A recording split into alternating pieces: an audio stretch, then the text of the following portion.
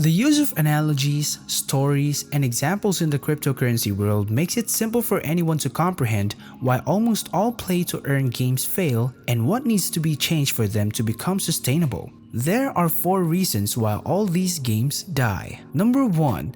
The money must come from somewhere. The concept behind pay-to-play games is fairly straightforward.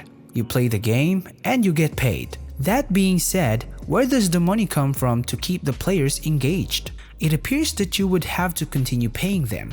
For instance, many games that allow players to earn money by playing them use this model. New players must first purchase an item, which injects money into the system. For instance, you need to buy an Axie in order to play Axie Infinity. When a player purchases an Axie, they are putting money into the game that could later be cashed out by another player through a series of transactions. There is no instance where every player has made money. So this is not sustainable. If a player wins money, it comes from money that another player put into the game or invested. This is how almost all play-to-earn games operate. The horse racing game is controlled by the step-into NFT game Avogachi Z.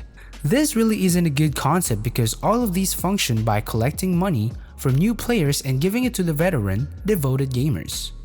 Number 2. A membership model. A membership model where all participants pay a set amount to take part in and play the game is another way for these games to generate revenue. This model is far superior to the previous one since it ensures that all players pay the same amount.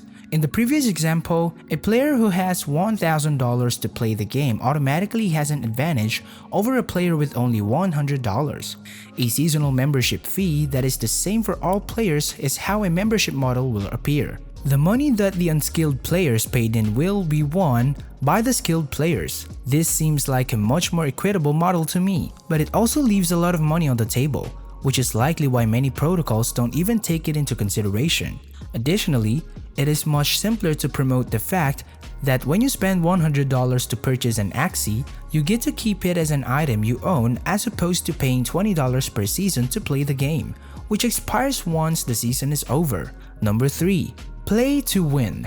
Another potential source of income is the play to win game. This is pretty clear and we can see it in games like Minecraft where you can spend a few $100s to jumpstart your way to hard-earned tools and items.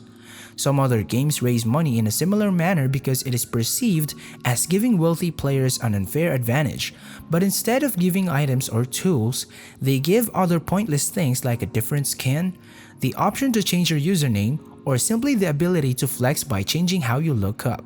Number 4. Advertisements. The following option, or at least the best option I can think of, is a model of advertising similar to what Apple does when it advertises in significant football stadiums. It's possible that Razer or Logitech will pay a game to place advertisements in their PvP arenas. This is money that enters the game from outside sources. It does not come from less experienced players or from investors hoping to profit arbitrarily. It's a real business plan, in fact. The play-to-earn game could have a few advertisements throughout the game that raise monthly revenue, some of which could be portioned off to skillful players to reward them for playing, and the rest could go to the devs to continue developing the game.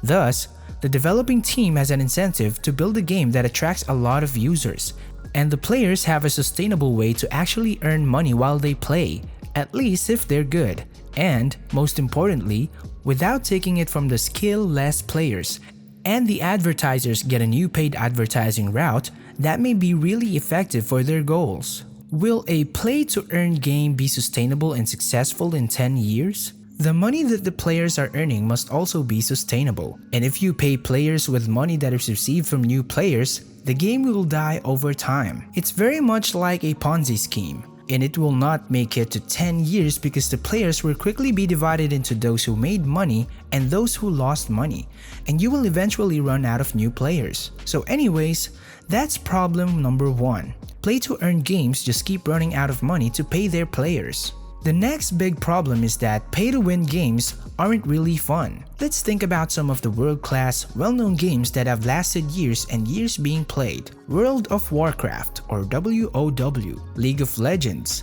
LOL, RuneScape game, Call of Duty, Skyrim, Pokemon, Candy Crush, Warfare, Subway Surfer. These games have stood the test of time because they are literally fun to play. Let's take a look at some of the GameFly games. So consider this, would you pay Infinity money to play their game? What about the D5 Kingdoms? Would you pay them to play that game? The answer is no. That's because these games aren't fun. They don't create an experience. Now, how do we know that those traditional games that I mentioned earlier are fun? It's because people pay those companies millions of dollars every year to keep playing them, and they expect or even don't expect a monetary return. Playing to earn games right now simply isn't fun.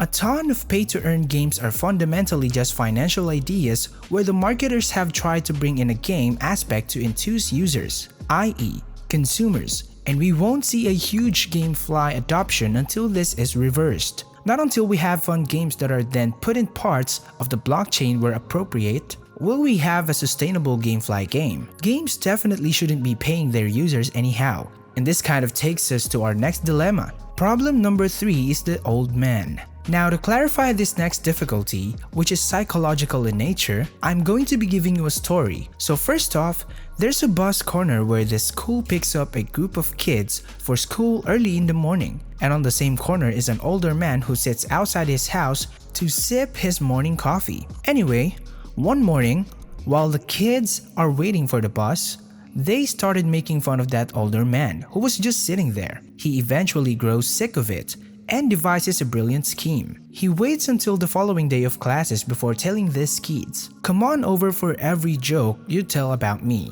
Hey, I'll make a donation." These children were now ecstatic. They were performing this service at no charge, but now they will be compensated for demeaning the young man. How naive could he possibly be? The old man decides to reward them for their smart joke the following day by giving them each a $1. After a few days, the old man announces that he will only pay you 50 cents for each joke going forward because it is becoming too expensive. The young people agreed despite their obvious displeasure and kept making fun of the elderly man.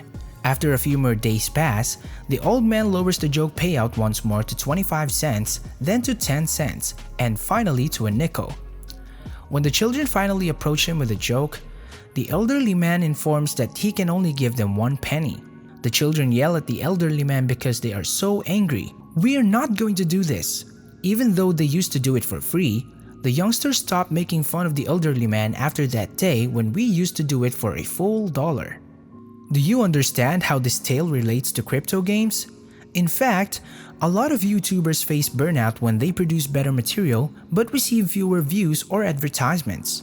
They spend a lot of time creating videos before finally landing their big break, going viral, and earning a lot of money. Revenue impacted by external factors. When creating incentive mechanisms including money, game creators should exercise great caution. This is known psychologically as the idea that external rewards will lower internal motivation even when the external reward is removed. Now let's tackle issue number 4. The last reason why most crypto games become extinct, or rather why almost everyone plays for money, is that they don't require being on a blockchain. The reality is that they don't currently need to be on the blockchain, despite the fact that frequently users or developers want them to be. I'm going to start with an analogy to sum up this issue. You should be aware that a few very specific problems are solved by blockchain technology. However, just because blockchain is effective at solving some issues doesn't mean it is effective at solving all issues. Consider a wheel, for instance. A wheel on an automobile helps the vehicle to move far more quickly and with less resistance than it would if it had square wheels or no wheels at all. Furthermore, wheels work well on trucks since they are similar to vehicles, and they also work well on lawn mowers for largely the same reason. To continue with the analogy, wheels on submarines are not very useful. Although they are a kind of vehicle, since they are primarily submerged, they don't really need wheels to function efficiently. Even more so, adding wheels to a phone or computer doesn't make sense. In fact, you could argue that doing so causes new issues. Wheels are excellent at addressing some difficulties, but that doesn't mean that they are excellent at solving other problems or that we should always use them. The best games now available already function flawlessly without blockchain technology, and users of those games aren't exactly pleading for the necessity of blockchain technology. Blockchain games could therefore be compared to adding wheels to a phone. Perhaps they are not necessary. I'll remark here that there are probably two particular issues in games that blockchains could help with. They may work effectively if users are given the option to purchase their own skins or other in-game things. However, a lot of game development companies profit by repeatedly selling the same goods to gamers. Simply create a new skin and resell it if you need more money. Some claim that allowing users to sell their in-game goods and establishing a secondary market actually decreases the number of users the game production studio receives. Why? For instance, why would I pay $20 for an in-game cap from a game creator when I could instead pay $8 for a used one from another player?